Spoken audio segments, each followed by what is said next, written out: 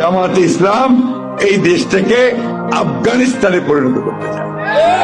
তো আসলে আফগানিস্তান অনেক মানুষের কাছে খারাপ একটা দেশ, কারণ এই দেশে অর্ধ অলঙ্গ ভাবে ঘুরতে পারবেন না। এই দেশে কোনো জায়গায় নাচ গান এসব করতে পারবেন না। এছাড়া এই দেশটাই কোনো মানে নিরীহ মানুষের উপরে জুলুম করা যায় না। এই দেশে 5 ওয়াক্ত নামাজ বাধ্যতামূলক এবং মেয়েদের পর্দাশীল বাধ্যতামূলক, যার কারণে অনেক মানুষের কাছে এই দেশটা খারাপ।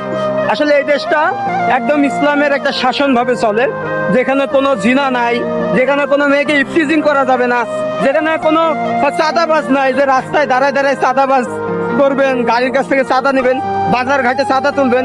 আফগানিস্তানে হবে না। এই কারণে অনেক মানুষের কাছে এই দেশটা খারাপ।